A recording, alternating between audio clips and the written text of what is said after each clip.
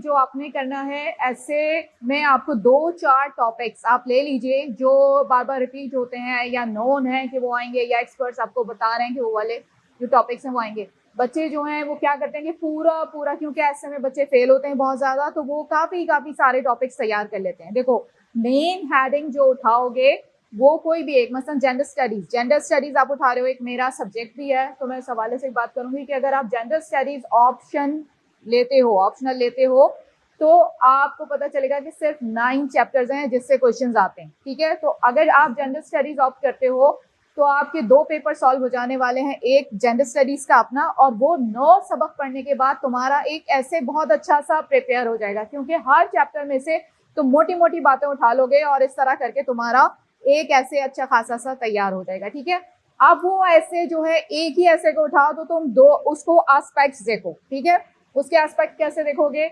मसलन एक ऐसे आपका आ जाता है बॉयज विल बी बॉयज, जो ठीक है, तो आपने उसको किस तरह से चेंज करना है। ठीक है, उन्हीं सारी चीजों को लेते हुए वही सारी कोटेशंस आपके पास हैं जो आपने एरिस्टोटल की उठाई थी, आपने कुरानिक से उठा ली थी, कुछ आयत उठा ली थी वर्सेस, कुछ जो है आपने रसूल की हदीस उठा ली थी, या कुछ आप वहां से ले आए थे, फिलोसफर्स के कोई थे, या फिर प्रेसिडेंट्स जो आए वो क्या कहते रहे, उनके क्या आइडियाज थे औरतों के मुताल्लिक, या किसके अमेरिकन प्रेसिडेंट्स के, या किसी की भी कोटेशंस, बहरहाल जो भी आप कोटेशंस लगाते हो, कहीं से भी उठाते हो कहीं से लगाते हो, तो वो आपके पास होंगी। उनको सिर्फ उस पैराए में चेंज करना है, उनकी वर्डिंग चेंज करनी है। तुम्हें पूरा सिनेरियो पीछे से पता होगा कि सिनेरियो क्या है।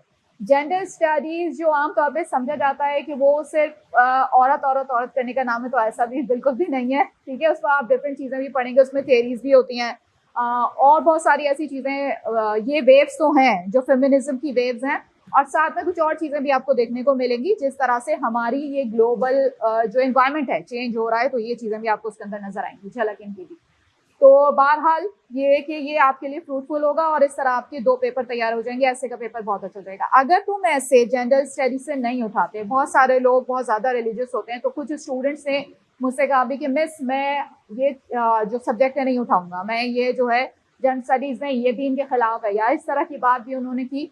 तो अगर वो जेंडर स्टडीज़ नहीं लेते हैं तो भी जो है जेंडर स्टडीज़ की अगर वो क्लासेस अटेंड करेंगे तो उनको एटलीस्ट अपने ऐसे के लिए मटेरियल ज़रूर मिल जाएगा कुछ ना कुछ। ठीक है, क्योंकि हम जब गाइड करते हैं तो उसमें हम दीन के लिहाज से भी कर रहे होते हैं, और फिर जो बातें वो ले जाके जिस तरफ ले जाना चाह रहे होते हैं उस तरफ भी हम जो है वो रोशनी डाल रहे होते हैं। क्योंकि अगर तुम्हें ये सीट संभालनी है कॉम्पिटेटिव एग्जाम के लिए जो तुम बैठे हो, तो ये सीट संभाली जाती हैं UN तक। ठीक है, यूनाइटेड नेशंस तक आपकी ब्यूरोक्रेसी की जो सीट्स हैं वो कहाँ तक जाती हैं, आपको पता है ना, कि जैसे आप पाकिस्तान की एडमिनिस्ट्रेटिव सर्विसेज और यहाँ से आते हो और फिर आप आगे भी बढ़ जाती, UN की तरफ भी जाती हैं ये वाली सीट्स। तो आपको पता होना चाहिए कि इंटरनेशनली सिनेरियो क्या बना हुआ है, क्या क्या हो रहा है दुनिया में। और आपने जो है, क्योंकि अब जब आप आ जाओगे तो आप उस सीट के ऊपर आते हो जब आपने सबके फैसले करने होते हैं। ठीक है, तो अब आपके सामने ये नहीं बैठा होता कि ये सिंधी है या ये पंजाबी है या पठान है या ये मसलन इस फिक्र से बिलोंग करता है या ये इस फिक्र से बिलोंग करता है, ये चीज़ें नहीं होती आपके सामने। आपको एक ऑनेस्ट लीडर बन के कि इसके हिसाब से इसका फैसला दिया जाए, जो इनके यहाँ जो चीज़ें राइज हैं उसके हिसाब से फैसला दिया जाए, या इनके यहाँ जो चीज़ें हैं उस हिसाब से आप बात करते हैं। या अगर आपको इंटरेक्ट कराना होता है 2 रिलीजन्स को या 2 कम्युनिटीज़ को या 2 मुल्कों को, या जिस तरह भी उनसे जो है चीज़ें लेनी होती हैं, तो एटलीस्ट आपको नॉलेज होनी चाहिए कि दुनिया में हो क्या रहा है, और फिर अपना भी पता होना चाहिए कि हम किस तरफ जा रहे हैं, हमारा रिलीजन क्या, हम किसको फॉलो कर रहे हैं, और इस हिसाब से हमारा फैसला जो है वो गलत ना हो जाए। सारी चीज़ें अपने पॉइंट ऑफ व्यू दिमाग में रखते हुए तो हम इस एग्जाम में बैठते हैं। ठीक है, क्योंकि अब जो है काजी की जो कहते हैं जो पोजीशन होती है वो सबसे ज़्यादा डिफिकल्ट होती है, इसलिए कि वो अपने लिहाज से चीज़ लेकर आ रहा होता है और वो अपने हिसाब से सही होता है, और दूसरी पार्टी जो है वो अपने हिसाब से लेकर आ रही होती है, वो अपने हिसाब से सही होती है, लेकिन इनको मैनेज करना ही दरअसल इस कुर्सी को संभालने का नाम है। ठीक है, तो बड़े ऑनेस्टली, बड़े लीनियंटली इस चीज़ को लेके चलते हुए इस चीज़ को संभालना होता है। ऐसे का पेपर जो इसी तरह से आप अटैम्प्ट करेंगे। कुछ चीज़ें मैंने प्रेसी में आपके लिए गाइडेंस दी थी कि एज अ थर्ड पार्टी के जब तुम काम करते हो तो वो तुम्हारे लिए ज़्यादा फायदेमंद होता है, ज़्यादा फ्रूटफुल होता है, इस लिहाज से कि तुम उसमें अपनी राय नहीं दे रहे होते, तुम कह रहे होते हो मसलन एरिस्टोटल ने ये कहा था, मसलन अमेरिकन प्रेसिडेंट, अगर फर्ज करो जेंडर स्टडीज के ऊपर ऐसे लिख रहे हो तो तुम ये कहोगे कि हम तो क्या, यानी हमारे लिहाज से तो क्या, यानी कि हमारे दिन में कहा जाता है कि औरतों को इतनी जगह नहीं दी जाती या इस तरह का नहीं, लेकिन ये तो अमेरिकन प्रेसिडेंट की जेफरी थॉमसन या कुछ इस तरह का किसका नाम था, तो उसने ये बात कही है कि औरतों को नहीं जगह देनी चाहिए और उनकी जगह तो घर में है या किचन संभालने की या बच्चे पालने की या इस तरह से। तो ये तो आपके अमेरिकन जो प्रेसिडेंट है उनकी राय है, यानी इस तरह से आप कोटेशन जो है वो उठा सकते हैं, नेट पे आपको अवेलेबल हो जाएंगी। पॉजिटिव नेगेटिव दोनों तरफ से बात करूंगी।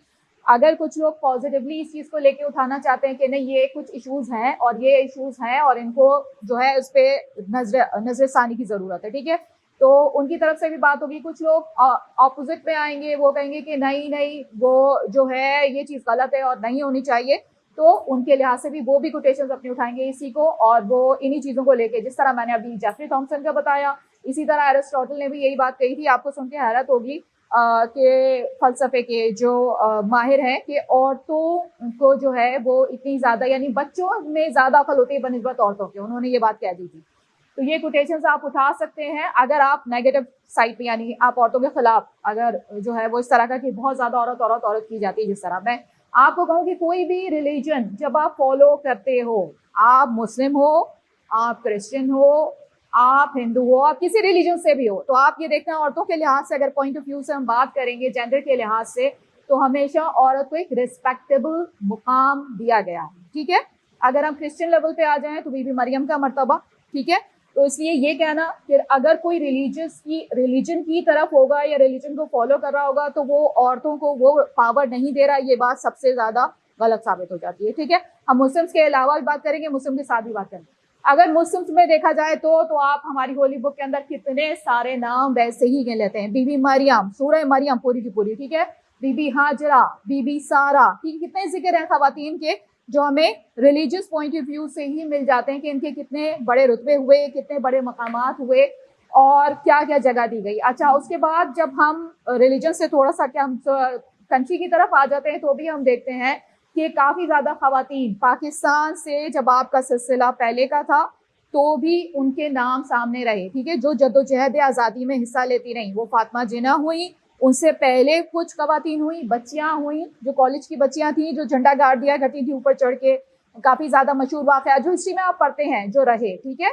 तो खवातीन पीछे नहीं रही, यानी ये कहना कि ये आवाज़ यहाँ से उठी तो ये यहाँ से नहीं उठी। वो जेंडर स्टडीज हम जब पढ़ेंगे तो तफसील से और बताएंगे, लेकिन एक छोटा सा एक आपको इंट्रोडक्शन देती चलूँ कि जेंडर स्टडीज अगर आप ऑप्ट करते हो या जेंडर स्टडीज पे आप ऐसे लिखते हो तो बहुत सारी चीज़ें ऐसी आती हैं जो फेवर में भी जाती हैं, और जिस तरह आपके सर भी कह रहे थे उस दिन कि इतना कुछ तो दिया, तो फिर ये कहना कि औरत औरत औरत, तो सबसे पहले तो आपको ये वाजे कर दिया जाए कि ये आवाज़ यहाँ से उठी ही नहीं है, ठीक है। ये आवाज़ कहाँ से उठी है? ऑस्ट्रेलिया से उठी है, अमेरिका से उठी है, यहाँ से, यहाँ का प्रॉब्लम था ही नहीं है, ठीक है।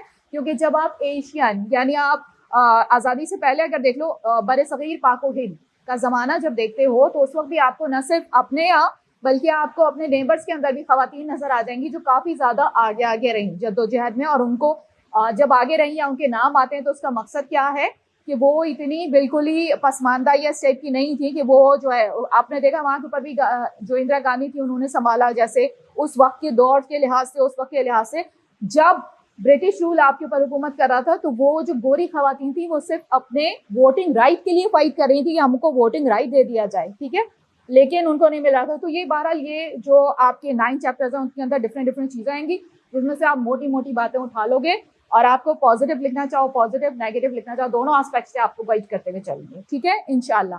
तो ये एक ऐसे के लिए भी आपका बेहतरीन हो जाएगा अगर जेंडर स्टडीज ऑप्ट करते हो। नहीं करते हो तो भी आपके लिए जो 2-4 ऐसे जो सर ने बताए हुए थे AI पे आप तैयार कर सकते हैं, उसके मुख्तलिफ एस्पेक्ट्स तैयार कर लें। अगर कोई फेवर में करना चाहता है फेवर में कर ले, अगर कोई अपोजिशन में आता है कि इससे ये खतरात हो सकते हैं। मसलन इमर्जिंग टेक्नोलॉजीज जो हैं उनके अंदर रोबोट्स बनाए जा रहे हैं जिनको ना सिर्फ आपको कहना चाहिए कि एंड्रॉइड या इस तरह के रोबोट्स कहा जा रहा है बल्कि उनको ह्यूमनॉइड भी कहा जा रहा है। हो सकता है कि किस तरह से ह्यूमंस को उसके साथ शामिल किया जा रहा है रोबोट्स के साथ, और फिर उनको जो है वो बनाया जा रहा है। और आप देख रहे हैं कि किस तरह से, अगर आप नेट अभी निकालो और सर्च करो तो आपको पता चलेगा कि बिल्कुल जीते जागते इंसान की तरह उनको बना दिया गया है। उनकी जो स्किन है वो भी लियोन से, पता नहीं कौन से केमिकल्स हैं, इस तरह से बनाई जा रही है कि वो फ्लेक्सिबल है, अंदर उनके जो वो वर्किंग कर रही है और जिस तरह से वो जवाब दे रहे हैं या जिस तरह इंटरेक्ट करते हैं ह्यूमंस के साथ और सब कुछ, तो वो चीज़ें भी आपको नज़र आ रही हैं। बहरहाल तो इसके आप पॉजिटिव में जाओ तो पॉजिटिव और नेगेटिव में जाओ तो नेगेटिव में, जिस तरह भी आप चाहो आप बना सकते हो। बेटा ये आपकी इंटेलिजेंस के ऊपर बिलीव करता है कि आया जब इंटरव्यू आपका होता है और आपसे इससे मुतालिक क्वेश्चंस पूछे जाते हैं तो आप उसका जवाब जो है वो दे सकते हो इतने कॉन्फिडेंटली, आप खड़े हो सकते हो, आप कह सकते हो कि हाँ ये प्रॉब्लम्स हैं या ये हो सकती हैं आने वाले दिनों में, मसलन ह्यूमंस का खत्म हो सकते हैं, मसलन जो है वो मशीनरी ही हो सकता है हमारे पर हुकूमत कर रही हो, या इस तरह की बातें अगर आप कॉन्फिडेंटली कह सकते हो तो आप लिख सकते हो उसको, ठीक है। और मैंने ज्यादा आपको बताया कि पॉजिटिवली क्या कंसीडर किया जाएगा, अगर मार्क्स गेन करने हैं तो अपनी जबान से नहीं बोलना है, ठीक है। आपने क्या कहना है, अरस्तु ने ये बात कही थी, अफलातून ने ये बात कही थी, ठीक है, प्लाटो, अफलातून, अरस्तु, अरिस्टोटल, ठीक है, जो ये लोग, जेफरी थॉमसन ने ये बात कही थी, या पुरानी कोड होली बुक से आप उठा लो, बाइबल ये कहती है, ठीक है, हमारी जो कुरान शरीफ है ये कहती है, आदि से रसूल ये हैं, ठीक है। तो बड़े बड़े जो लीडर्स गुजरे जिनके नाम है, और दुनिया में आपको पता है कि हुजूर सल्लल्लाहु अलैहि वसल्लम के नाम के ऊपर कितने सारे इंस्टीट्यूट हैं दूसरी कंट्रीज के अंदर, तो आप नाम जो है वो इस्तेमाल कर सकते हो, ठीक है, आप रेफरेंस इस्तेमाल कर सकते हो। और ये कि अपने पूरा ऐसे इस तरह तरतीब दे लो, ठीक है। आप जो है वो आपने वहां से उठाने की एजुकेशन, मसलन अगर आप एजुकेशन उठा रहे हो, एक एआई का अभी जिक्र आया, तस्कर आया, जेंडर सीरीज पे बात हुई, अब एजुकेशन, ठीक है, एजुकेशन भी एक टॉपिक है जो आ जाता है कभी कभी, तो एजुकेशन के ऊपर बना रहे हो तो एजुकेशन के मुख्तलिफ एस्पेक्ट्स, एजुकेशन पहले क्या थी, कहाँ से कहाँ तक पहुंच गई। अगर आप पॉजिटिव साइड पे आओगे तो हमारे बहुत से बच्चे, ना सिर्फ बच्चे बल्कि बच्चियां भी कहाँ तक पहुंची, बाहर तक पहुंची, ममालिक में अच्छी सीट्स उन्होंने संभाली हुई हैं, ठीक है, अगर पॉजिटिव साइड पे आना चाहो कि ये है यहाँ तक गए। और अगर नेगेटिव साइड पे आना चाहो तो भी आप बहुत सी खामियां, अपने एजुकेशन में बजट कम रखा जाता है, ये होते हैं बहुत सारे इस तरह के मसाइल हैं। आप कोट कर सकते हो कि ये जो बजट निकला उसमें ये जो फिगर सामने आए वो ये थे, ये इस तरह करके, तो दोनों साइड से आप लिख सकते हो। तो ये आपके ऊपर डिपेंड करने वाला है कि आप किस लाइन पे जाना चाहते हो, ठीक है, कौन सी जो है वो सिम्त अख्तियार करना चाहते हो।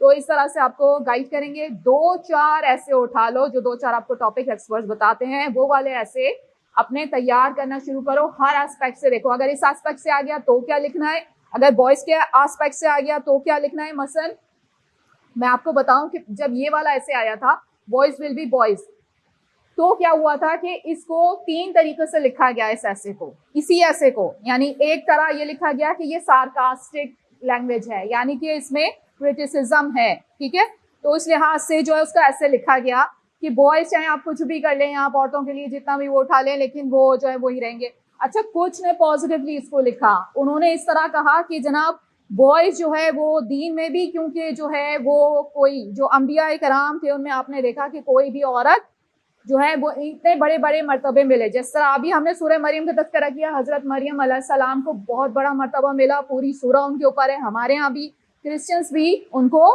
वर्जिन मैरी के नाम से, ठीक है, सेंट मैरी, वर्जिन मैरी के नाम से, लेकिन उनको नबी नहीं बनाया गया। नबी कौन बना, उनके बेटे बने, हजरत ईसा अलैहिस्सलाम जो है वो नबी के दर्जे पे फाइज हुए, या उनको वो सन ऑफ लॉर्ड कहते हैं, या जो भी इस तरह करके। बहरहाल इसके ऊपर भी एक बहस है कि वो सन ऑफ लॉर्ड क्यों कहते हैं। उनके जो पढ़े लिखे लोग हैं, आलिमीन, जिस तरह हमारे यहाँ होता है ना, एक मुल्ला एक आलिम, तो वो इस तरह, तो आलिम जो उनके हैं उन्होंने बताया कि सन ऑफ लॉर्ड हम इस तरह कहते हैं जिस तरह आप कहते हैं फर्जंदान तौहीद ने हज अदा किया, ठीक है, तो इसका मतलब क्या है कि जो फर्जंदान तौहीद आपने बोला, क्या बोला, ठीक है, आप तो यही कह रहे हैं ना कि वो जो हम कहते हैं Lord of, son of Lord, इसी तरह की बात आप लोग कह रहे हैं। तो ये जो है हाँ, इल्मी लिहाज से, यानी हम उनको, हमें पता है कि वर्जिन मैरी जो है वो वर्जिन मैरी है, वर्जिन है, लेकिन ये कि हम उनको कहते हैं सन ऑफ गॉड, तो इस तरह से हम उनको रुतबा देते हैं। बहरहाल उनकी रिस्पेक्टिंग वे में, तो हर किसी की रिस्पेक्ट बरकरार रखते हुए और ये चीज़ें सब सोचते समझते हुए और कोटेशंस देते हुए, तो इस तरह करके आप अपना ऐसे लिखेंगे, और ठीक है, हो सकता है कि आप अच्छे मार्क्स गेन कर लें। कोटेशंस लगाइएगा, अच्छी अच्छी सी आउटलाइंस, और वो जो आपको टीचर्स बताते रहते हैं, जो ऐसे में गाइड कर रहे हैं कि वो पैटर्न किस तरह का होगा, कोशिश करेंगे हम भी ऐसे पे किसी दिन क्लास लें तो फिर आपको पूरा बताएं तफसील कि किस तरह आप लिखेंगे। फिलहाल हम आ जाते हैं कॉम्प्रीहेंशन की तरफ, और कॉम्प्रीहेंशन आपको बताते हैं कि किस किस किस्म के होते हैं। Comprehension guidance refers to the strategies and techniques employed to enhance readers understanding of textual materials. Text की शक्ल में चीजें आपके पास आएंगी जिनको आपने पढ़ना होता है, जिनको आपने समझना होता है। By providing guidance and support, educators and parents can facilitate students development of critical thinking skills and foster a deeper engagement with reading। अब यहाँ पे ये वाला जुमला देखना, critical thinking skills, ये जो क्रिटिकल स्किल्स है, नाक़िदाना राय, ये बचपन से ही शुरू हो जाती है। जब हमारा ब्रॉटअप होता है तो हमें पता चलना शुरू हो जाता है, उस वक्त से ही हमारे अंदर अल्लाह ताला ने कोई ऐसे सेंस रख दिए हैं जिससे हमें पता चलना चाहता है ये अच्छा है, ये बुरा है। टीचर आती हैं, पढ़ाना शुरू करती हैं बच्चों को, पहले तो घर से ही ये डेवलप हो जाता है, नहीं नहीं नहीं, मम्मा ज़्यादा मारती हैं, बाबा ज़्यादा प्यार करते हैं, या बाबा ज़्यादा मारते हैं, मम्मा थोड़ी सख्त हैं। तो वो जो है बचपन से ही हम अपने तौर पे कुछ ना कुछ एनालाइज करना शुरू कर देते हैं। ये एक एनालाइजिंग स्किल हमारे अंदर बचपन से ही मौजूद होती है। फिर टीचर आती है, ये वाली टीचर अच्छी है, वो वाली टीचर अच्छी नहीं है, वो ये वाली, तो ये जो है ये हमारा डेवलप। जब हम टेक्स्ट स्टार्ट करते हैं तो ये चीज़ हमारे अंदर क्रिटिकल थिंकिंग स्किल्स जो है ये डेवलप होना शुरू हो जाती है। Foster a deeper engagement with reading, ठीक है, जैसे जैसे रीड करते जाएंगे तो इसके साथ हमारा राब्ता बरकरार रहेगा। Effective comprehension guidance begins with setting clear reading goals and activating prior knowledge, ठीक है। जब आप comprehension, जो आपकी guidance है, रहनुमाई अगर आपकी अच्छी होगी, आप स्टार्ट करेंगे अपनी रीडिंग, तो फिर आपकी स्किल्स खुद ब खुद डेवलप होना शुरू होंगी। आप उससे कुछ ना कुछ, देखो बचपन में जब आपको कहानियां सुनाई जाती हैं, जब आपको दादी नानी या कोई मदर आपको कुछ सुना रही होती है, तो वो आपके दिमाग में जा रहा होता है, और आप बाज़ औक़ात ऐसा होता है कि आपको लग रहा होता है कि पिक्चर पूरी सामने चली, हालांकि कोई पिक्चर नहीं चल रही होती, लेकिन आपका एक तसव्वुर बिल्ड होना शुरू हो जाता है, और वहीं से आपकी जो स्किल है वो डेवलप होना शुरू हो जाती है क्रिटिकली। उसमें कोई जो है वो फेरी बन के आ रहा होता है, कोई जो है वो डेवल बन के आ रहा होता है, कोई जो है वो कुछ बन के आ रहा होता है। तो ये हमारी तसव्वुरात जो हैं वो स्किल्स वो शुरू हो जाती हैं, और फिर उसमें हम कैरेक्टर्स को इधर उधर करना शुरू करते हैं, अपनी मर्जी से कोशिश करते हैं इसको थोड़ा सा इधर, इसको थोड़ा सा उधर, ऐसे करें। तो ये स्किल हमारी setting clear reading goals and, बाज़ औक़ात पढ़ने से भी ऐसा होता है पूरा तसव्वुर, हम आपने मैट्रिक में पढ़ा होगा तस्करे और तबसरे या इस तरह की कोई बुक्स आपको पढ़ाई जाती होंगी, तो जब आपको कोई चैप्टर पढ़ रहे होते हैं तो भी इसी तरह का सिनेरियो आपका क्रिएट हो जाता है, ठीक है, आपको ऐसा लगता है आप उस जगह पे मौजूद हैं। तो ये रीडिंग स्किल जो है ये चीज़ भी आपको इस स्किल में इन्हांसमेंट देती है। Begins with setting clear reading goals and activating prior knowledge. Readers should be encouraged to preview the text, identify key concepts and make predictions about the content during reading. अब predictions आपको पहले से ही पता चल जाएंगी, ठीक है।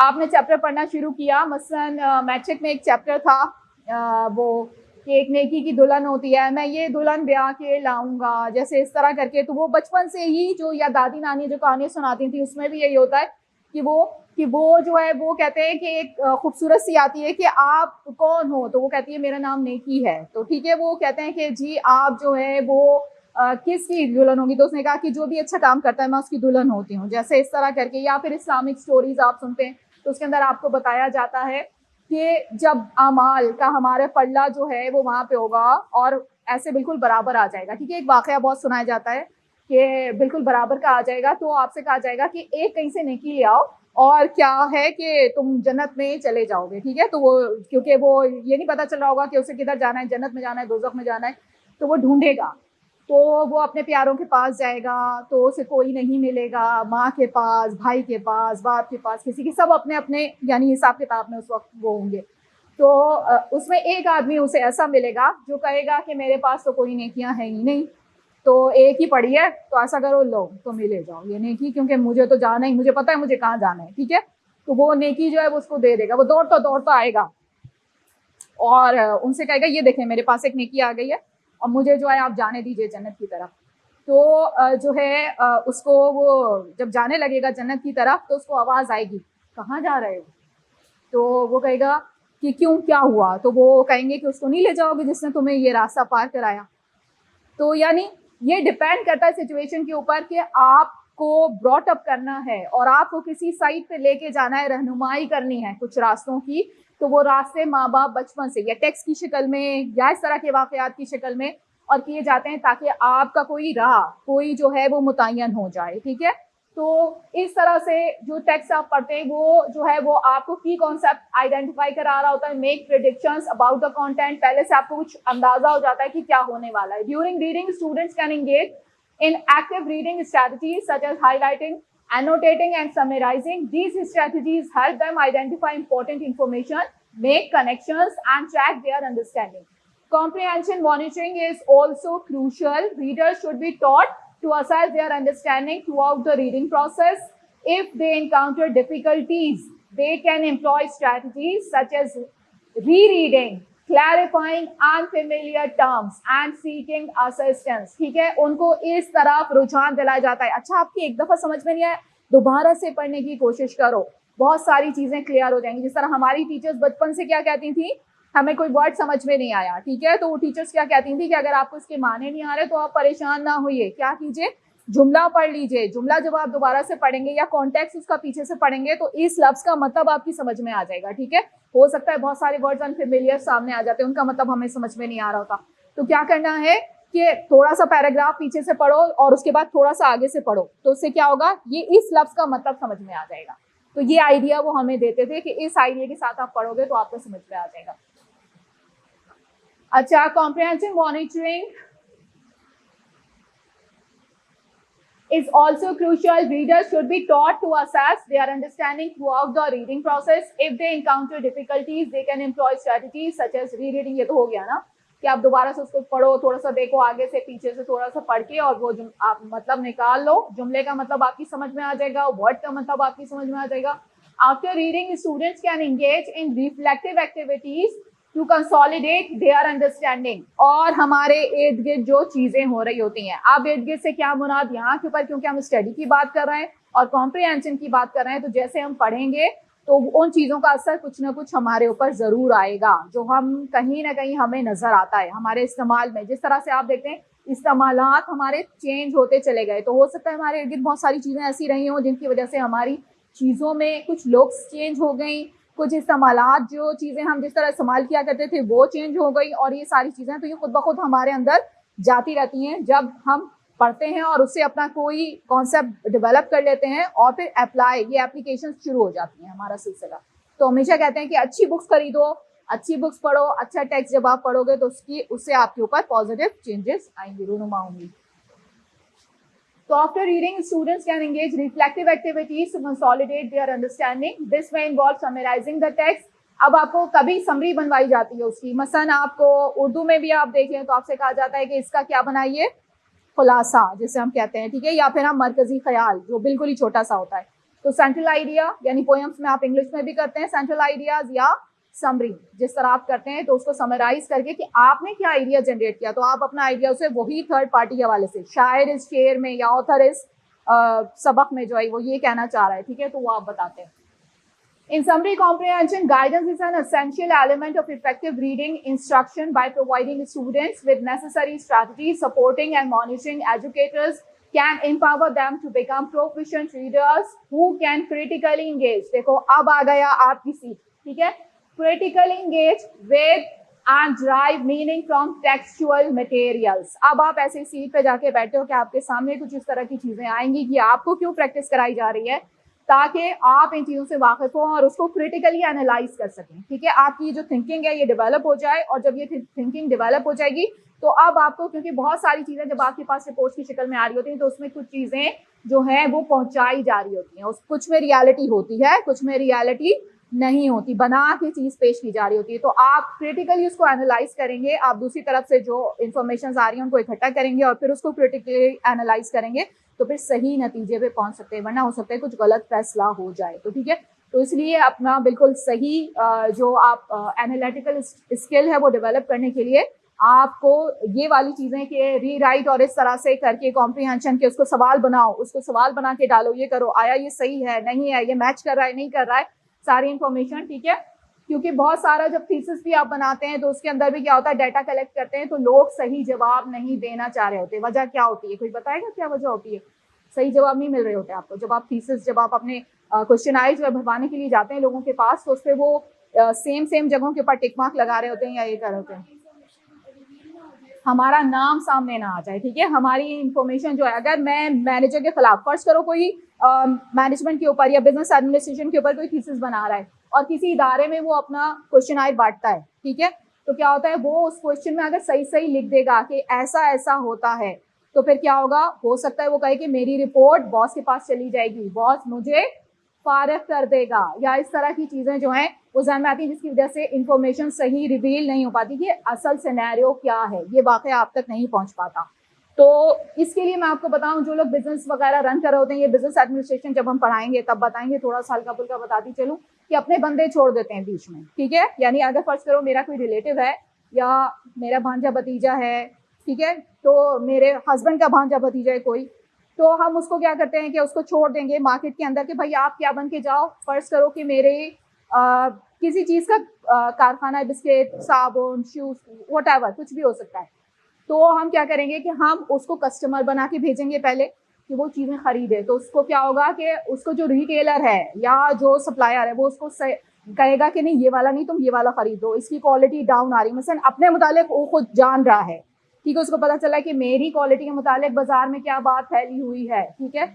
इस तरह करके उसको इन्फॉर्मेशन मिलती है कैसे कि वो अपने बंदे खुद छोड़ते हैं, रखवाते हैं। मसलन आपको कभी ऐसा भी होगा, आपको ये जान के हैरत होगी कि इतने दिनों आपके साथ वो बंदा काम करता रहा और आपको पता चलेगा कि वो बंदा बॉस का कोई सगा रिश्तेदार था और आप उससे जो है बॉस के खिलाफ या कुछ भी इस तरह की बातें किया करते थे, मसलन कि ये ऐसे करा, वो भी आपसे निकलवाया करता था जैसे, और बाद में 3 महीने तक उसने आपके साथ काम किया और 3 महीने के बाद वो अमेरिका या कनाडा या बाहर कहीं चला गया, ठीक है।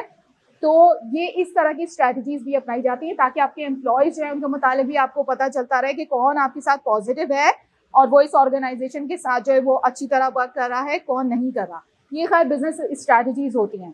तो उस लिहाज से अगर ऐसे आए तो यानी इस लिहाज से या फिर आप लेते हैं बिजनेस अगर, तो कोई ज़्यादा मुश्किल चीज़ें नहीं होती हैं, जनरली आम तौर पे आम सी बातें होती हैं जो कर रहे होते हैं। तो बिजनेस एडमिनिस्ट्रेशन इतना डिफिकल्ट सब्जेक्ट नहीं है, ठीक है, वो भी हम पढ़ाते हैं, यहाँ पे गाइड करते हैं। तो वो भी अगर आप ऑप्ट करेंगे तो अच्छा है, आपको टीचर्स मिल जाएंगे, आप आसानी से ये सब्जेक्ट भी पढ़ लेंगे।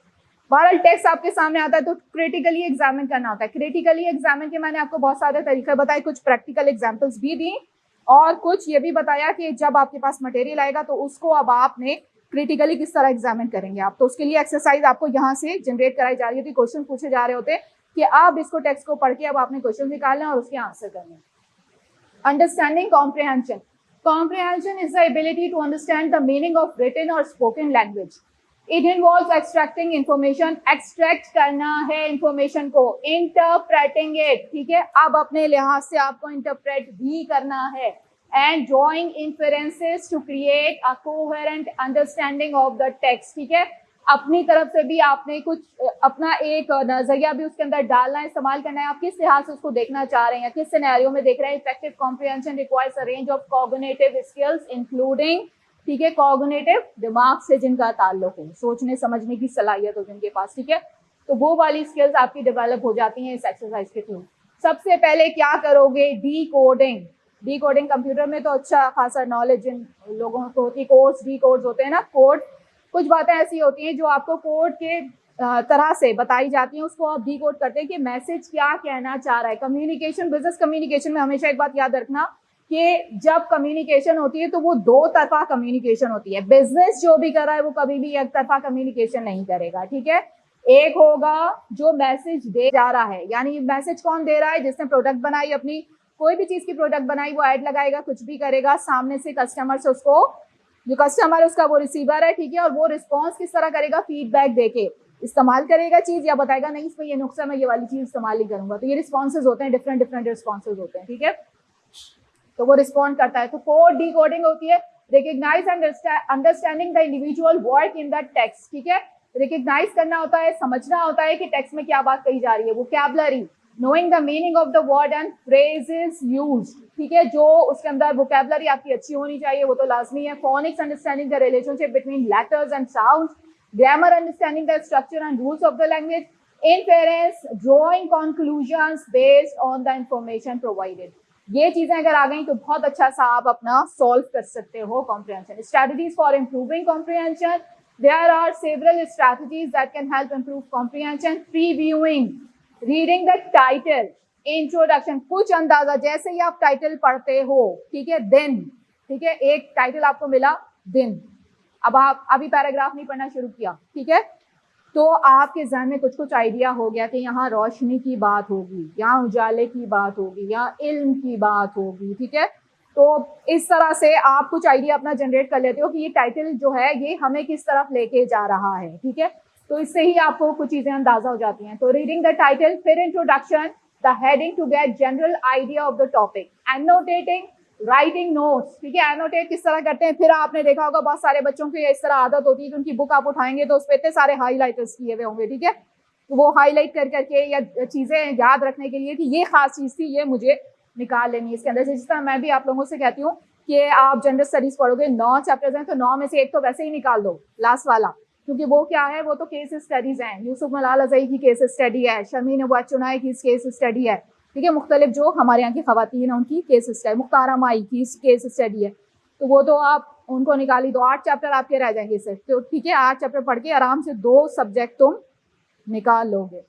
तो एनोटेट का मतलब होता है कि हाईलाइट करना, मोटी मोटी चीजों उसमें से निकालना, जिसे मैं कहती हूँ जो हाईलाइट्स होती हैं उसके अंदर, जो हेडिंग्स हैं, जो मेन आइडियाज, जो मेन थीम लेके पूरा चैप्टर चला। Writing notes, highlighting and underlining important information in the text, summarizing, condensing the main points of the text into brief summary, ठीक है। अब आप अपने जहन में कुछ आपकी समरी है उसकी बना लेते हो। Questioning, asking questions about the text to clarify understanding. मैं इसमें आपको एक बात बताऊं, क्वेश्चनिंग हमेशा याद करना, जीएसए भी तुम लोग पढ़ोगे, जीएसए भी इंशाल्लाह हम पढ़ाएंगे, तो जीएसए अगर तुम एज ए टॉपिक ये पढ़ते हो, तो मैंने जहाँ तक मुझे बच्चों की ये रिपोर्ट्स आई या मिली जनरेट की, कि जो बच्चे एज ए टॉपिक के पढ़े होते हैं उन्हें थोड़ा डिफिकल्ट अंदाज में समझ में आता है, जब वो एमसीक्यू से पढ़ते हैं तो चीज़ें काफ़ी ज़्यादा क्लियर हो जाती हैं। तो क्वेश्चनिंग जो है वो हमेशा इंपॉर्टेंट होती है। बहुत सारे ऐसे आइडियाज होते हैं जो हमारे सामने नहीं आ रहे होते, लेकिन वो कहीं से उनको क्वेश्चन मिल रहे होते हैं, अरे हाँ ये वाला नजरिया भी तो था, इस तरह से भी तो देख सकते हैं। तो वो क्वेश्चनिंग जो है वो आपको इनहेंस कर रही होती है, आपका दिमाग बढ़ा रही होती है। So questioning, asking questions about the text to clarify understanding, reflecting, thinking about what has been read and making connections to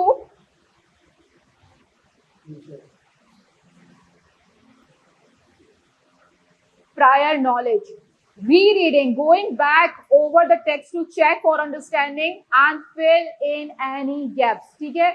दोबारा से आप एक मरतबा, अच्छा जब भी पेपर आपके सामने आएगा तो थोड़ा सा टाइम उसको पढ़ने पे जरूर देना, क्योंकि बाज़ औक़ात ऐसा होता है कि हम एक जुमला पढ़ रहे थे और हमने उसमें से मेन चीजें निकाल दी, मसलन नॉट, ठीक है, अब मैं जुमला पढ़ रही हूँ विच इज नॉट द, इस तरह करके क्वेश्चन दिया हुआ है, ठीक है, नॉट मेरे ज़हन से निकल गया या मैं किसी ख्याल में थी या किसी उसमें थी, और मैंने क्या किया कि मैंने वो बाकी का क्वेश्चन पढ़ लिया और सारी जो उसकी पॉजिटिव चीज़ें थी वो लिख दी। तो बड़ा ज़रूरी होता है कि आप उसको एक दो बार थोड़ा सा पढ़ लो और उसका मतलब समझ लो कि वो पूछना क्या चाह रहा है, कहना क्या चाह रहा है। जैसे हम कहते हैं ना, मैं बार बार एक बच्चों का, एक ये मेरे बच्चों से मैंने जनरेट कर लिया ये सवाल, कहना क्या चाहते हो, ठीक है, तो वो जब वो वाला आप करेंगे ना, क्वेश्चन पेपर आपके सामने होगा और आप एग्जामिनर से पूछ रहे होंगे कहना क्या चाहते हो, तो बहुत सारी चीजें आपकी समझ में आ जाएंगी, क्लियर हो जाएंगी, ठीक है। So describing comprehension, when describing comprehension, it is helpful to consider the following aspects: literal comprehension, understanding the surface meaning of the text, पहले तो surface meaning ही देख लें, including the main events, जो main events में बताए जा रहे हैं, characters और settings.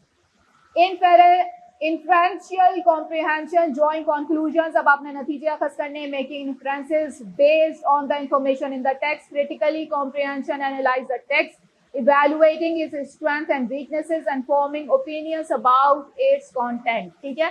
अगर आप खुद अपने तौर पे पढ़ रहे हैं तो फिर आपको ये सारी चीजें आनी चाहिए कि आपने एनालाइज किया, इवेलुएट किया इसकी स्ट्रेंथ्स को, वीकनेसेस को, इसमें कमजोरियां कहाँ कहाँ रह गई। बाज़ औक़ात बॉसेस के जो आपके पास आप रिपोर्ट्स बना के भेजते हो तो वो आपको कोई चीज़ यूं करके एनोटेट करके आपसे कह देता है कि इसको ज़रा एलेबरेट कीजिए, ठीक है, या इसकी ज़रा वजाहत करके हमारे पास भेजिए। तो इस तरह से जब आप सीट पे बैठेंगे तो आप जो है वो कोई पॉइंट या कोई वर्ड उसने दे दिया होगा जो आपका जूनियर होगा या जहाँ से आपके पास रिपोर्ट आ रही है, तो आप उससे मांगोगे कि भाई इसकी तफसील तो बताओ, ये क्या तुम क्यों यानी ये वर्ड तुमने लिखा या इसको वाज़ह नहीं किया या जो भी इस तरह की चीज़ है। एनालाइज करना आना चाहिए, एवैल्यूएट उसकी स्ट्रेंथ, कुछ weaknesses, forming opinions about the content. Metacognitive comprehension, understanding one's own comprehension, जो आप खुद बना रहे हैं। मैं हमेशा एक बात आप लोगों से कहती हूँ कि खुद अपने दुश्मन बन जाओ, ठीक है, अपने दुश्मन बन के वो कॉपी चेक करोगे तो वो तुम्हें ज़्यादा आसानी से अपनी गलतियाँ समझ में आएंगी, ठीक है। वो आपका कोई भी आपका जो है वो आपको सिर्फ क्रिटिसाइज करता है। तो देखो एक बात हमेशा याद रखना, तनकीद बराए तनकीद जो है वो बुरी होती है, लेकिन तनकीद बराए इस्लाह जो है वो एक पॉजिटिव थिंग है। और आपको ऐसे जो अगर आपको आपके इर्द गिर्द लोग मौजूद हैं, दोस्त हैं, माँ बाप हैं, बहन भाई है, कोई ऐसा मौजूद है जो आपको तनकीद करता है लेकिन वो इस्लाह के लिए करता है कि आप बेटर हो जाओ, पहले से बेहतर हो जाओ, तो वो उसकी हमेशा कदर करना, ठीक है। ऐसे लोग बहुत कम होते हैं जो तनकीद करते हैं और वो चाहते हैं कि आपके अंदर से कुछ अच्छा निकल के सामने आए, क्योंकि ज्यादातर लोग जो तनकीद बरा तनकीद करते हैं, यानी कि ये बुरा है तो बस बुरा ही बुरा है, तो वो ऐसे लोगों से बचना चाहिए। लेकिन अगर कोई तनकीद कर रहा है तो फिर उसको सोचना चाहिए मेरा अच्छा दोस्त है। ऐसे लोग मिलते नहीं है आसानी से, और ये तनकीद कर रहा है तो मुझ में कुछ अच्छा है, यानी इससे मजीद बेहतर मेरे अंदर देखना चाहता है। तो ऐसे लोगों को जो है वो दिखानी भी चाहिए अपना काम, तो वो आपको सही से आपकी गलतियां बताएगा, और खुद भी जो है वो अपना दुश्मन, खुद को बदतरीन दुश्मन बन के देखना चाहिए। जो आपको लगता है कि ये मेरे अंदर सबसे ज्यादा खामियां निकालता है, तो खुद वो ही बन जाओ कि मैं वो हूँ, अब मेरे अंदर खामियां हैं, ठीक है, अब मैं अपना काम देखना शुरू करूंगी, ठीक है। तो इस तरह से सबसे अच्छा आपको पता चलेगा कि क्या प्रॉब्लम रहेगी। Process including strengths and areas of improvement, ठीक है। अब आपका ये प्रोसेस जो है वो इम्प्रूवमेंट का शुरू हो जाएगा। ये तो पिक्चर लगाई है बेटा मैंने कि कॉम्प्रिहेंशन किस तरह का होता है। Comprehending a text involves understanding its meanings and extracting important information. When answering a comprehension, it is crucial to follow a systematic approach to ensure accuracy and completeness. Read the passage carefully.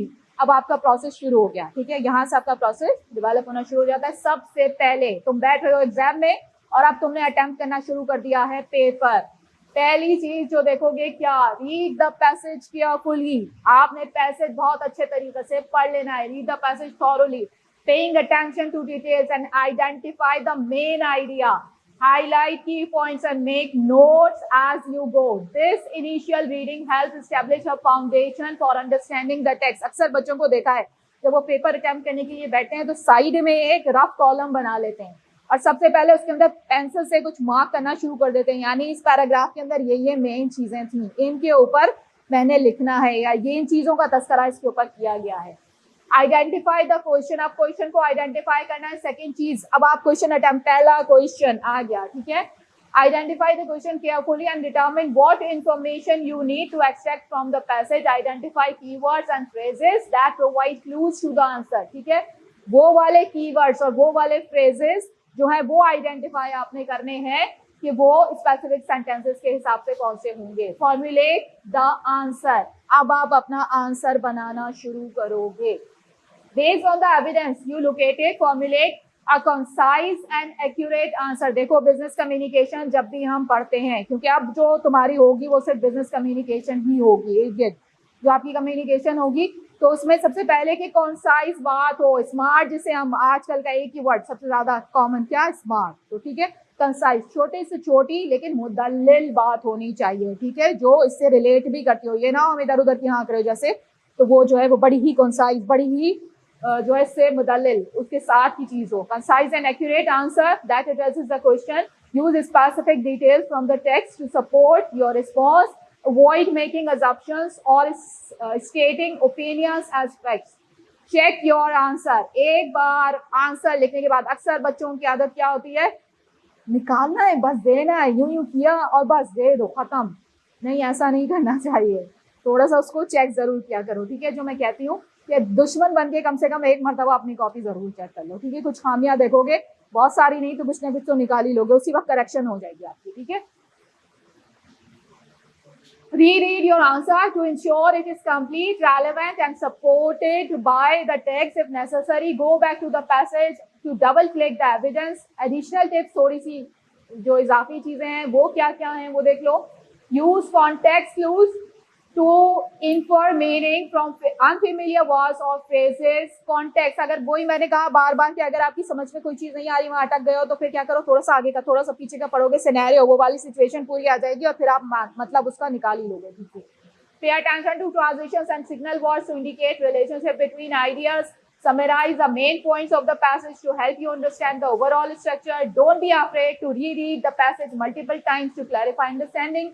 Practice answering comprehension questions regularly to improve your skills. देखो ये वाली जो चीज है, FPSC की site पे जाओगे तो वहां के ऊपर भी हर सब्जेक्ट की, इंग्लिश से लेके सारे, मेरे ख्याल से काफी सारे सब्जेक्ट हैं जिनकी आपको मिल जाएंगी। वहां के ऊपर एक्सरसाइजेस जो आपको वो उसी वक्त जो है ऑनलाइन एक्सरसाइज करवा रहे हैं, तो वो अगर अटेम्प्ट कर लो तो बड़ा अच्छा है तुम्हारे लिए। तो उससे क्या होगा कि तुम एग्जाम में बैठोगे, तुम्हें लगेगा आसान लगेगा। देखो जिस तरह उर्दू का पेपर जब मैं सॉल्व करवाती हूँ तो मैं मुश्किल चीजें सॉल्व करवाती हूँ, उसके बाद जब क्या होता है, जब आप स्क्रीनिंग के लिए बैठते हो तो आपके सामने पेपर आसान आता है। वो कहते हैं कि तो मुश्किल की जब हम तैयारी करते हैं और आसान चीज जब सामने आती है तो इजीली उसको सॉल्व कर लिया जाता है। तो ये थोड़ा सा इस तरह से हम तैयार करेंगे। एफपीएससी की साइट पे प्रैक्टिसिंग पेपर मौजूद है, ठीक है। जाके थोड़ी सी साइट वहाँ खोलोगे, थोड़ा सा जाके उधर वो करना शुरू करोगे तो वहां से आपको बहुत सारी चीजें आपके मतलब की मिल जाएंगी, नोट्स मिल जाएंगे, प्रैक्टिस एक्सरसाइजेस मिल जाएंगी ऑनलाइन, इस तरह की चीजें आपको आपकी मदद के लिए मिल जाएंगी। जी एंड हो गया है। हम आ जाते हैं अब हम सारी चीजें मिला के करना शुरू करते हैं, ठीक है। हम प्रेसी भी लिखेंगे या हम ऐसे लिख रहे हैं तो आप ज़ाहिर है उसके लिए हमें क्या पता होना चाहिए कि इस्तेमाल कैसे करना है वर्ड्स का। तो प्रीपोजिशन पे हम आ जाते हैं। सबसे पहले प्रीपोजिशन डिस्कस कर लेते हैं। ये हमने यहाँ से लिया है आपके लिए ताकि कुछ बेसिक चीजें आपको प्रीपोजिशंस की पता चल जाए कि प्रीपोजिशंस का इस्तेमाल जनरली आमतौर पे जो आप करते हैं वो किस तरह से करेंगे। तो प्रीपोजिशंस में अगर आप इसको थोड़ा सा तोड़ो तो प्रीपोजिशन, पोजीशन का वर्ड बड़ा इंपॉर्टेंट है और ये पोजीशन ही है जो आपको सारा कुछ बता रही होती है। जब आप फिल कर रहे हो तो फिल इन द ब्लैंक्स के क्वेश्चन आता है, या तो एक फिल इन द ब्लैंक्स का आ जाएगा, ठीक है, या फिर क्या होगा कि वो पैराग्राफ दे देंगे, इसमें आप जो है वो इस तरह से प्रीपोजिशन जो सही जगह पे लगाओ या इस तरह से करके वो आपको देते हैं। तो prepositions, the basics of preposition is a word or group of words used to link nouns। सबसे पहला काम क्या करेगा preposition? noun को link करता है, पहली चीज, ठीक है। To link nouns, pronouns and phrases to other words in a sentence। आप किसको लिंक करेगा? pronouns को करेगा और phrases को भी लिंक करता है। किस तरह से करेगा ये हम नीचे एग्जाम्पल्स में देखने वाले हैं। Some examples of prepositions are single words like in, at, on, off, to, by and with, or phrases such as in front of, next to, instead of। Prepositions in English are most frequently dedicated by fixed expressions. While there are some general guidelines to follow, many prepositions are used idiomatically with certain verbs। In these cases, it is best to memorize the phrase instead of individual prepositions। A few rules for usage, ठीक है। कुछ उन्होंने कहा है generally भी इस्तेमाल होते हैं, जो रूल्स के बाहर भी जाते हैं, लेकिन कुछ रूल्स भी इन्होंने वजह करती हैं। अब वो किस तरीके से? although there are hardly any rules as to when to use which preposition, most commonly preposition define relationships between nouns and locate words, ठीक है। नाउन्स और उनके साथ लोकेट का वर्ड्स आ गया पोजीशन से ही। मैंने आपको कह रही हूँ कि पोजीशंस उसमें आप उसको तोड़ोगे तो प्री और पोजीशन, प्री पोजीशन। तो लोकेट कहाँ खड़ी है तो वो उसका वर्ड आ जाएगा। Nouns and locate words, actions और ideas in a particular time और प्लेस। टाइम के लिहाज से भी इसको उन्होंने बताया है कि प्रीपोजिशन का इस्तेमाल कैसे करेंगे, प्लेस के लिहाज से भी बताया, यानी वक्त के लिहाज से या जगह के लिहाज से, ठीक है। इसका इस्तेमाल है to remember the role of prepositions. Notice that position appears in a word preposition, ठीक है। वो पोजीशन उन्होंने अंडरलाइन करके बताया हुआ है। सबसे पहले जो ये टेबल आपका बना हुआ है इसमें प्रीपोजिशंस टाइम के लिहाज से बताया हुआ है, जो हेडिंग डली हुई है, ठीक है। टाइम, इन जो है ये ऐसा प्रीपोजिशन है, टाइम के लिहाज से जब इसको इस्तेमाल करोगे तो ये कहाँ कहाँ इस्तेमाल होगा? मंथ्स या फिर सीजन्स में इस्तेमाल होता है। In this month, in this season, ठीक है। In August, in the summer, ठीक है, एग्जाम्पल उसमें बता दी। दूसरा, आप इनका इस्तेमाल कहाँ करोगे? ईयर्स के लिए करते हो। इन 1985, time of the day, in the evening. centuries and historical periods, in the 19th century, after a certain period of time, mystic market closes in 2 hours। mystic किसे कहते हैं? सूफियाना किस्म की, जहां इस टाइप की चीजें मिलती हो। mystic market closes in 2 hours। तो ये आपको पता चला इन का इस्तेमाल। अब यहाँ के ऊपर मंथ आ गए, इन अगस्त आपने बताया, इन मई, इन द समर सीजन आ गया, इन 1985 सन आ गया, इन द इवनिंग, ठीक है। सेंचुरी आ गई, या फिर इतने जो इन 2 आवर जैसे ये। एट का इस्तेमाल time of the day, time के लिहाज से ही देख रहे हो। अब एट कहाँ कहाँ लगाना है देखो। Time of the day at 2:30। अब ऊपर इन आपने कब इस्तेमाल किया था? आपने टाइम के वक्त नहीं यूज किया था, आपने वो साल में यूज किया था या फिर कहाँ यूज किया था? महीने में। जब उसी वक्त खास वक्त का जब इस्तेमाल होगा तो क्या लगाओगे? एट दिस टाइम, ठीक है। एट 2:30, एट ये। नून, नाइट एंड मिड नाइट के लिए एट नाइट लगाओगे। वहां क्या लगाया था आपने? In the evening, time of the day, एक दिन के अंदर जो टाइम था उसके लिए ये जो है ये at night.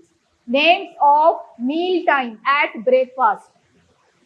As, I learn how to use a computer at 12। ठीक है, जो स्पेसिफिक, अब एट के साथ एक वर्ड लगा लो स्पेसिफिक, यानी कि ये खास कोई मौका, खास कोई वक्त है जब खास आपको टाइम बताया जा रहा है, तो वो एट जो है वो उसका इस्तेमाल इसी तरह रहेगा, चाहे जगह होगी चाहे टाइम होगा। जगह के लिहाज से भी अभी हम पढ़ेंगे, अभी हम सिर्फ टाइम के लिहाज से पढ़ रहे हैं, ठीक है, ये बात याद रखना। On days of the week, on Friday, ठीक है, ऑन सैटरडे, ऑन ट्यूसडे, कुछ भी हो सकता है। Since, from a period of time up to the present when it started. Since का मतलब जब से लेके आप तक, ठीक है। तो सिंस जब आप तस्करा करेंगे तो क्या करेंगे? I have been a student since 2004। 2004 से मैं यहाँ पे इस इदारे में स्टूडेंट हूँ। जैसे किसी कोई भी सन आप लगा सकते हैं, तो सिंस का जब से। For how long a period of time has been, I have been a student here for 2 years। ठीक है, तो यहाँ पे आप बताएंगे कितने अरसे से आप ये जॉब कर रहे हो, कितने अरसे से जॉब कर रहे हो, तो फिर आप बताएंगे कि इतने अरसे से हम जॉब कर रहे हैं। वहां पे आप किसका इस्तेमाल करोगे? फॉर का। For 3 years, for 2 years, for जितने साल किससे भी आप जॉब कर रहे हो उतने साल, फॉर 10 years। फ्रॉम और टू का इस्तेमाल कब एक साथ आप करेंगे? The beginning and the end of a period of time. ये तो आपको पता है कि अब आपका पेपर जब लिखा हुआ आता है कि जनाब पेपर के टाइमिंग होंगे, तो क्या होंगे? यहाँ से लेके यहाँ तक 2 बजे से 5 बजे तक मसलन, ठीक है, 11 बजे से 1 बजे तक या 2 बजे तक, कितने बजे तक का, तो वो आपका जो है वो टाइम आ जाता है। From to, my appointment is from 13:30 to 14। अच्छा जी, until a period of time up to a specific point in time. I cannot go dancing until I finish reading this chapter. By, in the sense of at the latest. By का इस्तेमाल कब करोगे? You must return your book by April 21। सारी चीजें time के लिहाज से पढ़ रहे हैं, बार बार बता रही हूँ, अभी इसमें जगह का इस्तेमाल नहीं बताया हुआ, अभी सिर्फ टाइम का इस्तेमाल। By due date, my essay is due by the end of the week। ठीक है, ये तो आपने पढ़ लिया किस लिहाज से? टाइम के लिहाज से इन प्रीपोजिशंस को हम किस तरह इस्तेमाल करेंगे। अब हम आ जाते हैं इन्हीं वाले तकरीबन मिलते जुलते प्रीपोजिशंस को किस लिहाज से स्टडी करेंगे? जगह के लिहाज से। पहले इन देख लेते हैं, place. When something is in place, it is inside it, enclosed with limits। एक लिमिट के अंदर रहते हुए किसी जगह को जब आपको बताया जाता है, in class, in Victoria, in the book, in the car, in a taxi, you look serious in this photo. तो ये जो है एक जगह को आपको उसके अंदर की आप बात करते हैं। इन का इस्तेमाल प्लेस के लिहाज से। एट का इस्तेमाल प्लेस के लिहाज से कैसे करोगे? Located at a specific place या point at the library. For events at a concert या at a party. Place where you are to do something typical, watch a movie, study, work। At the cinema, at school, at work।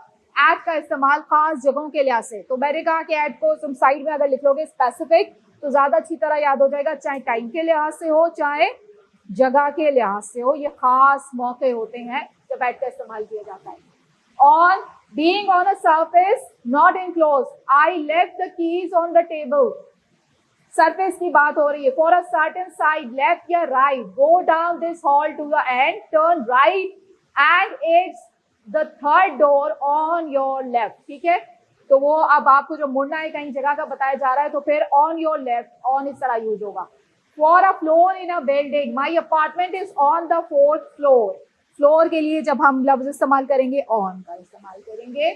For public transport, I forgot my phone on the bus। ठीक है, in the bus नहीं बोलेंगे, in the car। ठीक है, तो on the bus वहां पे जो है इस तरह का इस्तेमाल करेंगे। For public transport, for television, radio, you can hear my brother on the radio। ठीक है, या टेलीविजन पर अगर किसी का प्रोग्राम आ रहा है, हो सकता है कि कोई मालूमाती प्रोग्राम, कोई इस तरह की चीज। To moving toward a specific place, the goal or the end point of the movement. Every morning I take the bus to campus. to का इस्तेमाल किस लिए होगा?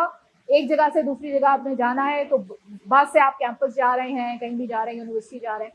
फॉर द ओरिजिन और फ्रॉम, देखो फ्रॉम का इस्तेमाल आ गया. फ्रॉम, फॉर द ओरिजिन और starting point I use carriage from my garden. ठीक है, अगर मैं वहां से उठा रही हूँ तो फ्रॉम देयर.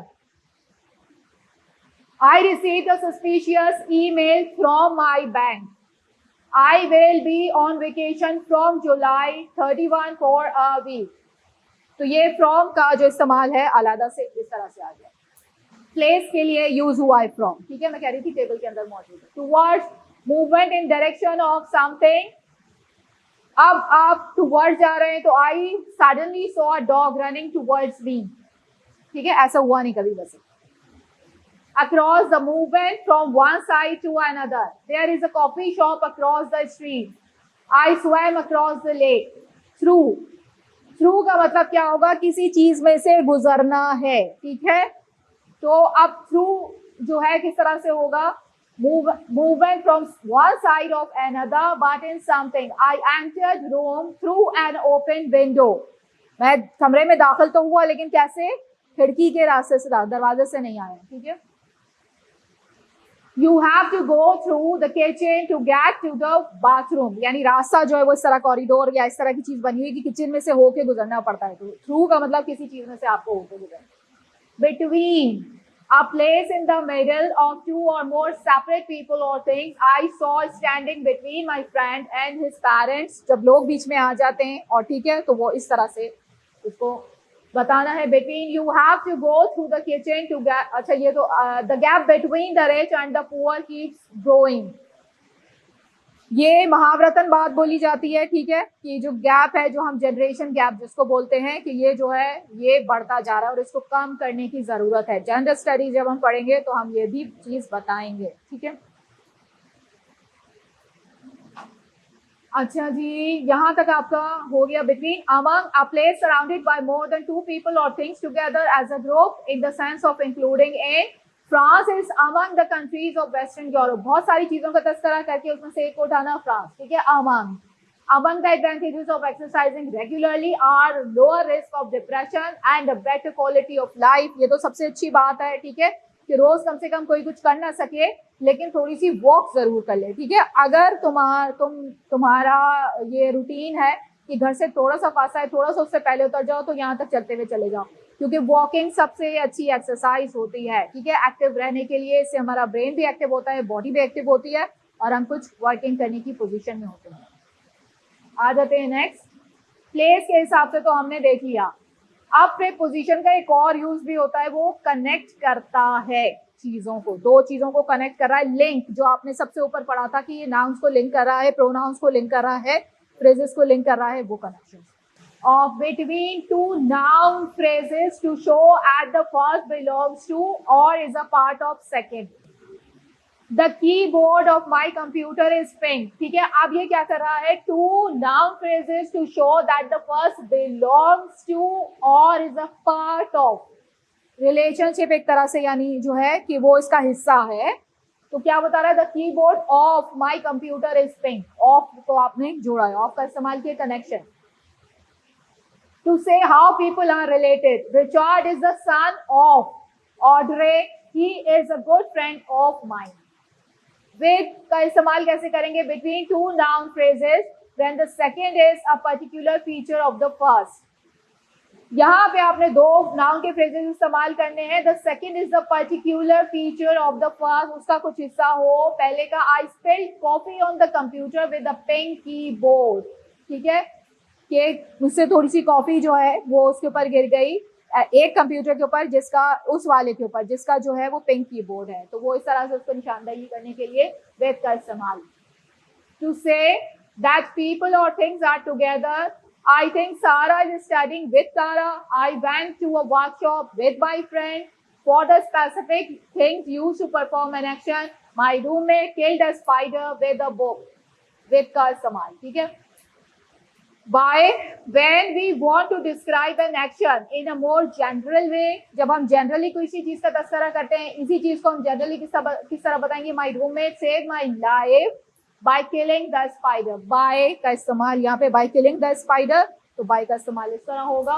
और ये कनेक्शंस की तरह आपने प्रीपोजिशन को किस तरह यूज किया। अभी तक हम कितनी चीजें पढ़ चुके हैं प्रीपोजिशन की, किस किस तरह हमने इस्तेमाल देखे? सबसे पहले टाइम, सेकेंड प्लेस, और थर्ड कनेक्शंस के थ्रू।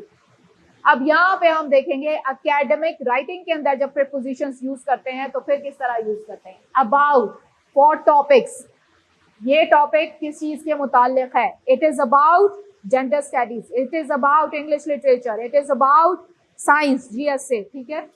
तो for topics in the sense of regard, for concerned with, she was the author of many books about the history of ancient Egypt. For, with the purpose, giving a reason. कोई purpose, किसी reason के लिए। The concept of class is important for understanding how society works, ठीक है। किस purpose के लिए ये क्लास है? कि सोशियोलॉजी की कोई क्लास हो सकती है, किस तरह इंटरेक्ट करते हैं लोग। फ्रॉम द ओरिजिन, फ्रॉम का इस्तेमाल दूसरी जगह आ रहा है, ठीक है। ये किस में आ रहा है? लिटरेचर एक्टिविटीज में भी फ्रॉम का इस्तेमाल आ रहा है अलग से। द ओरिजिन, कॉज और agent of something, the meaning is often hard to guess from the individual words, ठीक है। बात चीजें ऐसी हुई कि जिनके इंडिविजुअल वर्ड्स थे लेकिन आगे जा जाके वो कुछ और बन गए, उसकी मीनिंग कुछ डिफरेंट भी हो गए, ठीक है। तो वो जो ओरिजिनलिटी थी वहां से डिफाइन करना उनका जो है वो इतना आसान नहीं है। Inclusion, location or position within a time period or limits. In, you can see this in works by contemporary authors, ठीक है। जो उनका काम किया हुआ है उसके अंदर से आपको नजर आ सकती है चीजें। अमूमन इनका इस्तेमाल उसके अंदर से ही यही होता है कि इनका इस्तेमाल कुछ इनर अंदर से ही होता है। एकेडमिक्स में भी यही, किताबों के अंदर से, काम के अंदर से उनका निकल आएगा। In his work, in their work. On the basis of something, many engineers proceed on the assumption that the digital age is unique. On का इस्तेमाल किस तरह? Proceed on the assumption. Many engineers proceed on the assumption that the digital age is unique. ये तो digital age के मुतालिक कही जा रही थी बात, लेकिन अब तो रोबोटिक जो एज, इमर्जिंग टेक्नोलॉजी जो आपकी कही जा रही है, पहले कौन सी थी? आर्टिफिशियल इंटेलिजेंस, और उसी को आपने और एनहांस कर दिया तो कौन सी? इमर्जिंग टेक्नोलॉजी, ठीक है। अच्छा जी, inclusion on the basis for something of belonging to, relating to or connected with, describe a relation, causation, the results of the investigation are still relevant. Of का मतलब कहा कि आपको पता ही है। The root of the problem is the absence of any evidence supporting our thesis. The origin, cause, motive or reason of something. Henderson discovered that the king died of poisoning by analyzing blood samples. और last है by, describe a direct cause और agent. अगर आप direct cause या फिर agent बता रहे होंगे तो आप बाय का इस्तेमाल करेंगे। अकॉर्डिंग टू फोल्कलोर, ये फोल्कलोर क्या होता है, किसी को पता है? कदीम दास्तानें जो कही जाती है ना, फोल्कलोर क्या? जो दास्तानें, जिस तरह हमारे यहाँ सस्सी पुन्नू, हीर रांझा, इस तरह की जो जिस तरह फोल्कलोर। तो according to folklore he was killed by strangulation. Strangulation का मतलब क्या होता है? गला दबा के, गला घोट के जिस तरह मारते हैं उस तरह करके। Strangulation by the mad king when he protested the new tests, ठीक है। तो ये आपने बाय का इस्तेमाल किया है। According to folklore he was killed by strangulation by the mad king. अच्छा जी, विद रह गया अभी कुछ। विद और बिटवीन, विद का इस्तेमाल कब करेंगे एकेडमिक्स में? Connected to something and near something. Respondents were asked to indicate levels of agreement with statements regarding immigration. Respondents यानी जो जवाबदेह थे, उन लोगों से क्या सवाल किया जा रहा है कि आप उन स्टेटमेंट्स की निशानदही करो एग्रीमेंट के जो मुआहिदा था, जो मुआहिदा हमने आपसे किया था, तो जवाब दो से क्या कहा जा रहा है कि उन स्टेटमेंट्स की आप निशानदेही करके हमें बताइए। तो ये बात कही जा रही है with respondents were asked to indicate levels of agreement with statements regarding immigration. Using something, it is difficult to infer any definitive conclusion with the available data. जो डेटा है वो क्या है, नाकाफी है। ठीक है, इसके लिए मजीद डेटा कलेक्ट करने की, ये अक्सर ऑर्गेनाइजेशंस के अंदर जो है वो ये वाली चीज इस्तेमाल होती रहती है। Between marking a connection. In this study, they investigated the relationship between education, diet and health. क्या between education, diet and health, यानी हो सकता है कि HDI की कोई इंफॉर्मेशन ली जा रही हो, जिस तरह कहते हैं ह्यूमन डेवलपमेंट इंडेक्स। क्या आप लोगों को पता है ह्यूमन डेवलपमेंट इंडेक्स क्या होती है? मैं बहुत सारी चीजें नाम से याद करा देती हूँ, जिस तरह सर कोड से याद कराते हैं, मैं नाम से याद कराती हूँ। ठीक है, मेरा अपना अंदाज है, उनका अपना अंदाज, तो मैं नाम से याद करा देती हूँ। ह्यूमन डेवलपमेंट इंडेक्स ह्यूमन की डेवलपमेंट का इंडेक्स है। ठीक है, ह्यूमन की डेवलपमेंट का इंडेक्स है। एक ह्यूमन आपके सामने आके खड़ा हुआ, उसमें आपको 3 चीजें देखनी है। क्या, कौन कौन सी 3 चीजें? एक उसकी हेल्थ, दूसरी उसकी एजुकेशन, तीसरी उसकी इनकम। ये 3 चीजें मिल गई तो क्या बन गया? ह्यूमन डेवलपमेंट इंडेक्स बन गया। ठीक है, एक ह्यूमन आपके सामने आके खड़ा हुआ, उसके अंदर आप 3 चीजें देखोगे, उसकी हाल देखोगे, उसकी एजुकेशन देखोगे और उसकी इनकम देखोगे, तो आपको ह्यूमन डेवलपमेंट इंडेक्स बन जाएगी। और ये सुन के आपको हैरत होगी कि पाकिस्तान से पहले, ये सर भी आपको काफ़ी तफसील से बताएंगे जब वो इससे रिलेटेड कोई सब्जेक्ट पढ़ा रहे होंगे, कि इससे पहले ह्यूमन डेवलपमेंट इंडेक्स का कॉन्सेप्ट नहीं था। ये पाकिस्तान के जो ताल्लुक़ रखने वाले इकोनॉमिस्ट हैं उन्होंने निकाला, और उनका नाम था महबूबुल हक भाई।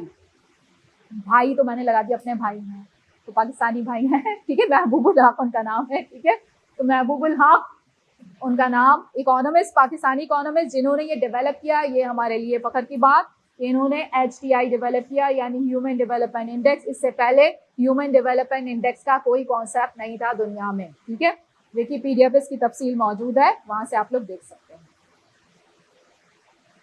जनाब, यहाँ तक आज हमारा कंप्लीट हुआ। क्या क्या चीज़ें आज हमने पढ़ी? आज हमने थोड़ा सा रिव्यू कर लेते हैं। सबसे पहले क्या पढ़ा?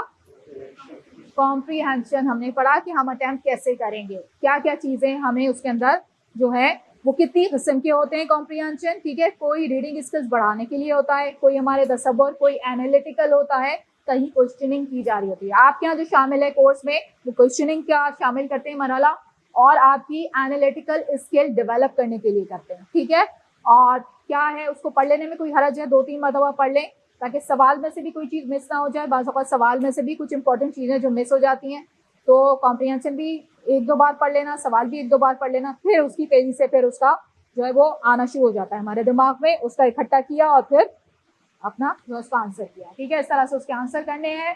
और उसके बाद हमने क्या चीज़ स्टडी की?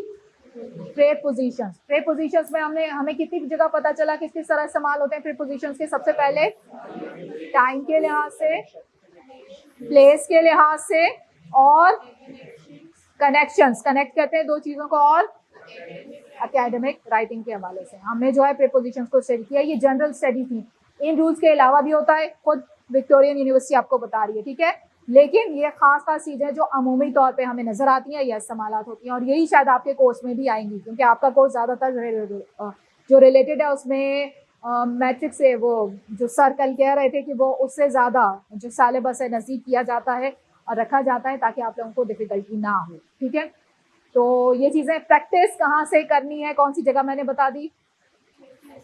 FPSC की साइट के ऊपर आपके इंग्लिश के पेपर्स मौजूद हैं, वहाँ से आप प्रैक्टिस कीजिएगा। ऐसे के लिए मैंने क्या बता दिया? 3-4 जो मेन टॉपिक्स हैं, 25-25 हज़ार ऐसे मत लिखना, टाइम बर्बाद मत करना। ठीक है, जो एक्सपर्ट्स आपको 3-4 टॉपिक बताएंगे उसके ऊपर मुख्तलिफ जो कहना चाहिए एंगल से जो है वो आप उन्हीं टॉपिक्स को कवर कर सकते हैं। रट्टा लगाओ, कुछ करो, एक ही ऐसे को लेके मुख्तलिफ बच्चों के मुख्तलिफ अंदाज होते हैं। कोई प्रैक्टिस से याद करता है, कोई रट्टा लगा के याद करता है, किसी का रट्टा अच्छा होता है, किसी की जो है वो एनालिटिकल स्किल अच्छी होती है। तो वो उस हवाले से जो जिसको आसानी हो वो करे, लेकिन एंगल्स उसके डिफरेंट ले लेना। एजुकेशन उठा रहे हो तो एजुकेशन के डिफरेंट, पॉजिटिव भी ले लो और नेगेटिव भी ले लो, एस्पेक्ट्स ले लो, कोटेशंस उठा लो जहाँ से मिल रही हैं वो कर रही हैं जमा, मटेरियल अपने पास जमा कर लो वहां से उठा के, ठीक है। तो इस तरह करके फिर उसको एक शक्ल दे दो, एक पूरी बॉडी दे दोगे, उसको एक शक्ल दे दोगे। फिर क्या है कि तुम्हें अगर नेगेटिव में आ जाता है तो भी तुम उसको कवर कर लोगे, अगर पॉजिटिव में आ जाता है तो भी कवर कर लोगे, जिस हिसाब से वहां आ जाता है उसी को उस हिसाब से तुम आंसर कर सकते हो। तो ये तुम्हारे लिए एक आसानी हो जाएगी। तो बेहतर ये है कि उन्हीं 2-4 जो टॉपिक्स आपके पास आ रहे हैं उन्हीं को कवर कर लो, वरना वक्त ज़ाया होगा। और वही कि दूसरी चीज़ों को आपने ही पूरे कितने पेपर देने, 12 पेपर देने। कोशिश करो कि 12 पेपर जो आप दे रहे हैं वो आपस में उनका कोई ना कोई लिंक डेवलप हो जाए। इस तरह से जब तुम चीज़ें याद करोगे तो ज़्यादा अच्छी तुम्हारे ज़हन में रहेंगी, ठीक है। करंट अफेयर से चीज़ उठा के यहाँ डाल ली, जनरल स्टडीज से उठा के यहाँ डाल ली, इधर से उठा के आपने जैसे इन्वायरमेंटल साइंस, जनरल स्टडीज के साथ अगर कोई ऑप्ट करता है तो दूसरा सब्जेक्ट जो मैं लेती हूँ, मैं बता दूँ, इन्वायरमेंटल साइंस है। जो एक ही ग्रुप से ताल्लुक रखते हैं, या जनरल स्टडीज लो या इन्वायरमेंटल साइंस लो, तो दोनों सब्जेक्ट जो है वो मैं उसमें गाइडेंस, हो सकता है यहाँ आपको इन्वायरमेंटल साइंस ना पढ़ा रही हूँ, लेकिन घर से अगर कोई नोट्स चाहे तो मैं उसको इन्वायरमेंटल साइंस के नोट्स प्रोवाइड कर सकती हूँ, ठीक है। तो वो आप अलग से मुझसे मांग के डिस्कस करके ले सकते हैं। एक बात। अच्छा, दूसरी चीज़ ये कि जो आपका इन्वायरमेंटल साइंस है वो लिंक करता है जीएसए के साथ। जीएसए के अंदर कुछ हेडिंग्स, कुछ टॉपिक्स आपके चैप्टर्स हैं जो इन्वायरमेंटल साइंस से उठाए हुए हैं। जीएसए में आपका एक कॉम्बिनेशन है मुख्तलिफ जगहों से उठाई हुई चीज़ों का। कुछ आपको मिलेगा यानी फिजिक्स के पॉइंट ऑफ व्यू से, कुछ आपको मिलेगा मेडिकल पॉइंट ऑफ व्यू से, कुछ आपको मिलेगा जियोलॉजी के हवाले से, ठीक है, कुछ आपको मिलेगा एस्ट्रोनॉमिकल पॉइंट ऑफ व्यू से। तो वो उन सबको इकट्ठा करके आपका जीएसए का सब्जेक्ट बनाया ताकि आपको डिफरेंट जगह की नॉलेज हो जाए। तो वो एक कैलकुलेटेड एक पूरा उन्होंने एक सिनेरियो, कुछ कंप्यूटर से मिलेगा, तो जो कंप्यूटर्स के सब्जेक्ट्स होंगे उन बच्चों की भी इसमें वो हो जाएगी हेल्प। तो जीएसए को अच्छी तरह थॉरली पढ़ लीजिएगा। जीएसए के क्वेश्चन जो आते हैं 5-5 मार्क्स के क्वेश्चन आते हैं, और इन्वायरमेंटल साइंस जो है वो उससे रिलेट करता है। जनरल स्टडीज ऐसे से रिलेट करेगी, इसी तरह से जो ऑप्शनल आप लोगे उसमें कोई ना कोई कहीं ना कहीं जरूर करंट अफेयर से, पाक अफेयर से लिंक जो है वो कहीं ना कहीं डेवलप जरूर होगा। तो इस तरह से नोट्स बनाएगा। नोट्स बनाने की जरूरत मैं नहीं समझती कि इतना सारा मटेरियल आपको मुख्तलिफ जगहों से अवेलेबल है। आप सिर्फ क्या कर सकते हो, पेपर उठा के प्रैक्टिस कर करके निकालो, बस ये है। इंग्लिश अपनी अच्छी करो, ये है। इंटरव्यू में बैठ सको, कॉन्फिडेंस तुम्हारे अंदर होना चाहिए, ठीक है। तो ये स्क्रीनिंग के लिए अगर कुछ चीज़ें, जैसे उर्दू पढ़ना मुश्किल लगता है बच्चों को, तो उर्दू के लिए मेरी वीडियोस अवेलेबल हैं सीएसएस कॉर्नर के ऊपर, वो वीडियोस देख लेना, ठीक है। उससे आपका स्क्रीनिंग का पेपर अच्छा सा निकल जाएगा। 2 वीडियोस अवेलेबल है, 1-1 घंटे की, 2-2 घंटे की वीडियोस हैं, वो देख लोगे तुम्हारा उर्दू क्लियर हो जाएगी। इस्लामियात जो है, इस्लामियात के नोट्स वगैरह चीज़ें पड़ी हुई है मेरे पास, तो वो इस्लामियत की चीज़ें, वैसे सर भी आते हैं, सर कौसरी, वो भी पढ़ाते हैं आपको यहाँ पे इस्लामियात, और मैं भी गाइड करूँगी जो चीज़ें प्रोवाइड हैं, तो वो इंशाल्लाह आपको पीडीएफ्स की शक्ल में, डिफरेंट शक्लों में, एमसीक्यूज़ की शक्ल में वो आप तक पहुँच जाएंगी, ठीक है। और अपने ग्रुप्स जो है वो फॉर्म कर लीजिए जिन्होंने कर लिए, अच्छी बात है। और जो चीज़ें मैं फॉरवर्ड कर चुकी हूँ, अच्छा कुछ बच्चे अगर लेट ज्वाइन कर रहे हैं ग्रुप्स, तो वो सुन लें कि अगर मेरा एक ब्लॉग भी पोस्ट होता है, आपके पास पहुँच जाता है, यानी जब आपने ज्वाइन किया उसके बाद मैंने कोई फॉरवर्ड किया और वो आप तक पहुँच गया, तो उसी ब्लॉग में आप फॉरवर्ड करोगे, आगे पीछे करोगे, तो डिफरेंट जो पहले मैं करा चुकी हूँ इसी से आपके सब्जेक्ट से रिलेटेड आपको दूसरी चीज़ें भी अवेलेबल हो जाएंगी। तो आपको कहीं से मांगने की जरूरत नहीं पड़ेगी, इधर उधर से उसी ब्लॉग को आप आगे पीछे करोगे तो पिछली जो चीज़ें मैं करा चुकी हूँ वो आपको अवेलेबल हो जाएंगी उसी ब्लॉग के अंदर, ठीक है। तो ये मसला भी आपका हल हो जाएगा। तो इंशाल्लाह बस आज यहीं तक रखते हैं, इंशाल्लाह फिर नेक्स्ट टाइम।